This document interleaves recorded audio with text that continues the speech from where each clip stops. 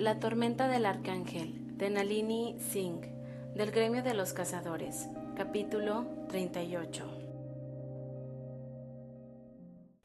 A Mailla solo le llevó unos minutos empaquetar las cosas en las que no podía marcharse. La bolsa era penosamente pequeña, pero siempre había sabido que un día abandonaría aquel lugar. No he cogido más joyas que aquellas que eran regalos personales, dijo, y no era una estúpida cuestión de orgullo, sino de seguridad.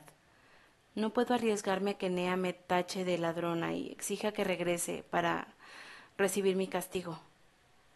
No hay necesidad de que te arriesgues a eso. Jason asintió con aprobación al ver la túnica y los pantalones sencillos que ella se había puesto para volar lejos del territorio de Nea. Te prestaré lo que necesites para iniciar tu nueva vida. La tensión que se había acumulado en la espalda tras la primera frase de Jason se disolvió al escuchar la segunda. Gracias. Un préstamo era algo que había que devolver y no le robaría su reciente libertad, haciéndola depender de él. ¿Y tu bolsa? No hay nada que vaya a echar de menos. Sacó la espada, la revisó y volvió a guardarla en la funda. Dame la tuya. No pesa. Era una bolsa diseñada para llevarla delante, donde no estorbaría el movimiento de las alas. Jason estiró el brazo, se la arrebató y la llevó con una sola mano. Tus costillas no se han curado del todo, así que no discutas. La llevaré en la mano como tú, al menos hasta que salgamos del fuerte. Necesito las manos libres por si es preciso luchar. Sus horquillas de acero serían de ayuda si alguien la acorralaba, pero una espada blandida por un experto daría un fin mucho más rápido al problema, si las cosas llegaban a ese punto. Tienes cierta tendencia a dar órdenes, princesa. A pesar de sus siniestras palabras, Jason le devolvió la bolsa. Vamos, tenemos que irnos. Mailla salió al balcón, pero vaciló. No puedo marcharme sin despedirme de Bunny. Puedes reunirte con ella en el refugio, ya que ella lo visita al menos una vez al año, y a Nea le importará demasiado para castigarla por verte a diario. Tras esas palabras, el espía saltó del balcón y aterrizó elegantemente en el patio con las alas extendidas. Sorprendida, Mailla lo siguió en silencio. ¿Qué ocurre? Me preocupa que Nea nos dispare cuando estemos en pleno vuelo. Mailla compartía su miedo. El tejado de la fortaleza estaba lleno de armamento aéreo, preparado para el regreso de Nibriti. Solo haría falta un pequeño accidente para librarse de un ángel que resultaba una molestia y el jefe del espionaje que la protegía. Los túneles, dijo. ¿Veneno te hizo un mapa? Sí. Mantente tan cerca de mí como sea posible sin enredarte con mis alas. Mailla descubrió la razón de esa orden escasos momentos después, cuando dos de los guardias que se dirigían hacia su palacio pasearon a su lado, sin mirarlo siquiera. A pesar de que Jason y ella se encontraban al lado del camino, supuso que los soldados solo habían visto una zona oscura, y se convirtió en la sombra de Jason mientras avanzaban por la fortaleza con pasos cautos pero regulares. En lugar de atravesar los patios, Jason tomó un pasaje interno que recorría pasillos desiertos y atravesaba pesadas puertas antes de salir a un jardincillo iluminado tan solo por un puñado de velas. Mailla recordó que se trataba de un anexo del palacio en desuso. Tal como evidenciaban las velas, el jardín lo utilizaban las parejas que buscaban intimidad, pero aquella noche no había nadie sentado en los bancos. Jason se detuvo en la oscuridad reinante junto a la puerta por la que habían salido, y Mailla vio cómo la negrura remolineaba alrededor de las velas un instante después, eclipsando incluso esa tenue luz. ¿Ves algo? No, no mucho. Una mano cálida agarró la suya. Moviéndose con la gracia felina de un hombre que se sentía como en casa en las noches sin luna, Jason la condujo hasta la parte central del jardín, hasta el pedestal de la estatua de un ángel sin nombre que tenía las alas extendidas para iniciar el vuelo. Dio un giro a la muñeca de la estatua, seguido de un fuerte tirón a la ola opuesta, y uno de los lados del pedestal se abrió. La puerta era estrecha, ya que no había sido creada para seres alados, pero Mailla estuvo su incipiente claustrofobia y entró. El calor corporal de Jason, que entró detrás de ella, La reconfortó un poco. Un segundo después, la puerta volvió a cerrarse. Aquella oscuridad estigia estaba llena de serpenteantes horrores fantasmales, y Maella creyó que le entraría el pánico, hasta que un suave resplandor llenó el lugar. La bola de luz flotaba justo delante de ella. No habría esperado algo así de un hombre cuyo poder se expresaba con sombras de medianoche, pero estaba más que agradecida. Gracias, le dijo, capaz de respirar ahora que veía en aquel agujero. No había serpientes. Jason la rodeó con el brazo. La escalera que conduce hasta los túneles aparecerá a tus pies. Tan pronto como la veas, baja. Presionó algo en la pared y la mitad del suelo desapareció. Lo más deprisa posible, princesa. Maella no necesitaba que Jason le explicara por qué. Era posible que Nea se arrepintiera si decidía hacerles daño, que lo considerara una marcha en su honor, pero, después de todo, ya estarían muertos. Utilizó la luz que flotaba frente a ella como faro guía, y rozando las paredes de las salas, bajó los peldaños de la estrecha escalera para adentrarse en un túnel igual de estrecho. Alrededor de 2 minutos después, salió por fin a un túnel bastante más amplio. Gira a la izquierda. Jason se situó a su lado después de darle esa instrucción, ya que a partir de entonces podrían caminar erguidos. Solo había unas huellas que precedían las suyas en el camino de tierra. ¿Veneno? Dice que conoce estos túneles igual que una serpiente los de su guarida. Como si Jason lo hubiera convocado, 2 serpientes le salieron sinuosamente al paso. Maella se detuvo, examinó el color de su piel y soltó un suspiro de alivio. No son venenosas. Nea no jugaba con la naturaleza a menos que tuviera una razón específica para hacerlo. Jason la evaluó con la mirada. ¿No tienes miedo? No, si hay luz, respondió ella sincera. Aquellas fueron las únicas criaturas reptantes que vieron, pero en su mayoría, las serpientes únicamente sentían curiosidad o querían que las dejaran en paz. Solo una de ellas se mostró agresiva y murió de inmediato bajo la hoja de obsidiana de la espada de Jason. Su cuerpo se convirtió en cenizas en un abrir y cerrar de ojos. ¿Es la espada?, preguntó Maella en voz alta, ya que le parecía que nadie los oiría a tanta profundidad. ¿El fuego negro? No. Sin embargo, es un medio de transmisión muy útil. No le sorprendió la respuesta, no cuando había sentido esa llama azabache de Jason más de una vez. Los túneles. Le envió un mensaje a Rios justo antes de marcharnos. Bien. No quería ponerle trabas a su madre, pero justo que después de que Jason conocía el posible uso táctico de los túneles, antes de que el voto de sangre se diera por finalizado, callárselo habría manchado su honor y habría puesto su vida en peligro. Más deprisa, Maella. Los músculos de sus pantorrillas protestaban cuando los pasadizos empezaron a ascender bruscamente, pero Maella reservó un aliento y sus fuerzas hasta que salieron por fin por una trampilla que había en el suelo del templo en ruinas donde había encontrado el osito de peluche. ¿Por qué no utilizó veneno este túnel? La salida estaba muy bien escondida en un recoveco oscuro. Existía la posibilidad de que la puerta estuviese atascada por falta de uso, con lo que el ruido lo hubiera traicionado. Engrasó las bisagras para nosotros antes de marcharse. Jason se adentró en otro recoveco y reapareció con una bolsa que Veneno había preparado para ellos. Armas, por si las necesitamos. Maella se frotó la fina capa de polvo que le cubría la cara. Estaba segura de que tenía el pelo lleno de telarañas, pero dejó la bolsa en el rincón y se adentró en el espacio abierto del centro del templo, que no se había desplomado. No puedo marcharme, dijo sin rodeos antes de incluso darse cuenta de que ya había tomado una decisión. Lo sé. Sintió un terrible dolor en el pecho ante la sencilla aceptación de Jason. Si el mundo cambiara de repente y ella apareciera delante de mí, correría a sus brazos como aquel niño pequeño. Habría sido más inteligente quedarse callado, no presionarlo demasiado, pero no quería una vida de muros y secretos para su jefe del espionaje.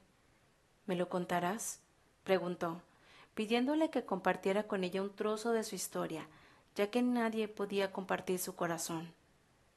¿Me contarás cómo murió ella? Jason se apoyó en la pared que había al fondo del templo en ruinas y prestó atención al viento. Solo escuchaba una palabra: Nibriti. No sería una espera larga, pensó.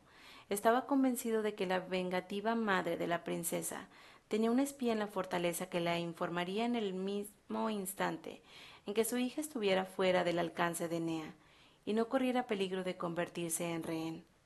Recorrió con la mirada la mujer que había apoyado la espalda con una columna, que había sobrevivido a los avatares del tiempo, en cuyo rostro se mezclaba la fuerza y la vulnerabilidad a partes iguales. Aguardaba su respuesta. Esperaba que le hablara de una pesadilla que no había compartido con nadie en el mundo, pero su princesa tenía sus propias pesadillas.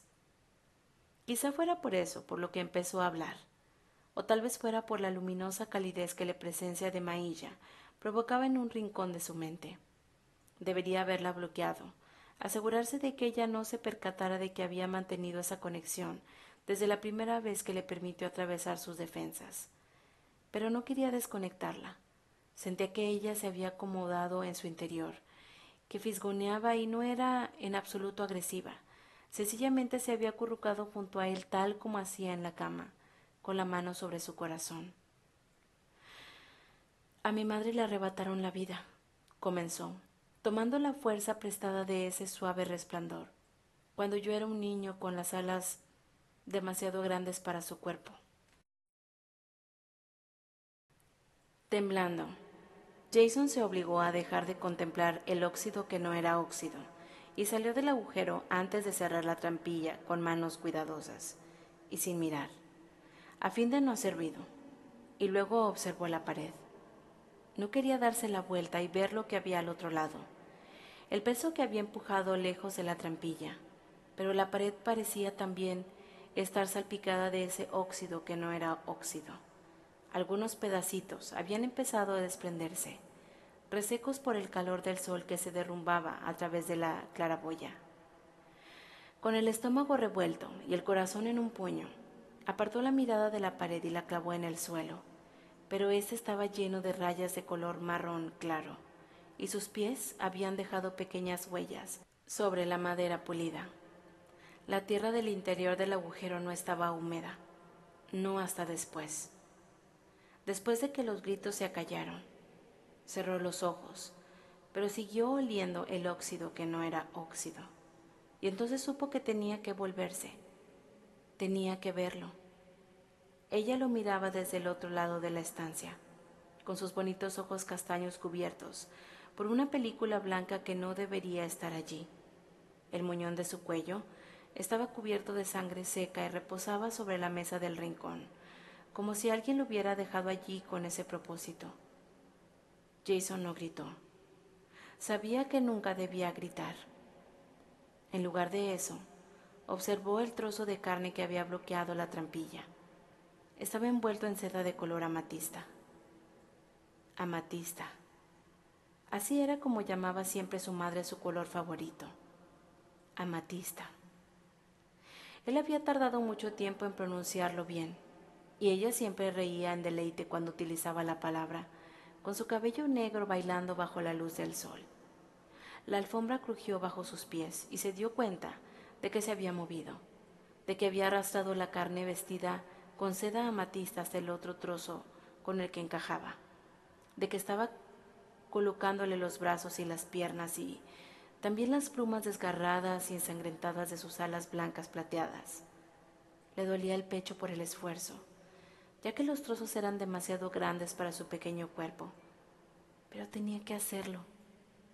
El sol no había secado los pedazos que se encontraban a la sombra, protegidos de la luz directa, y sus manos acabaron resbaladizas y cubiertas de sangre una vez más, cuando la cabeza se le escurrió de las manos y chocó contra el suelo, con un ruido sordo. Se mordió los labios con fuerza y la recogió antes de apartarle el cabello que se le había metido en los ojos. Lo siento, mamá. Tenía el pelo de su madre, su piel, sus ojos. Ella siempre lo decía. Sin embargo, ese día sus ojos no estaban bien, no sonreían como siempre lo miraban. Tras dejar la cabeza por fin en el lugar del cuerpo que le correspondía, Se arrodilló en la alfombra que siempre dejaba marcas entrecruzadas en la piel de sus rodillas. «Despierta ya», dijo. Su madre era una inmortal como él. Solo tenía 465 años, pero era edad suficiente. Los ángeles vivían para siempre. Eso era lo que, según su madre, pensaban los mortales, pero ella decía que en realidad solo vivían mucho tiempo. Sacudió sus hombros, pero la piel marrón de su madre estaba fría y no cálida como siempre. «Despierta». Intentó no recordar qué otra cosa le había dicho su madre, pero las palabras se colaron en su mente, pronunciadas en el lírico idioma de la isla donde había nacido, y nadie vivió hasta que empezó la escuela en lugar al que ella llamaba el refugio. Los ángeles pueden morir, es difícil pero no imposible, sobre todo los ángeles jóvenes. Mientras miraba el trozo de carne vestido con seda amatista, supo lo que significaba ese agujero en su pecho. Le habían arrancado el corazón. También tenía un agujero en el vientre y su cabeza. Él había sido capaz de levantarla, y eso quería decir que no pensaba tanto, porque también tenía un agujero. Todas las entrañas del cuerpo de su madre habían desaparecido. Un ángel con su edad y su poder no podría despertarse sin sus entrañas, no podría regenerarse.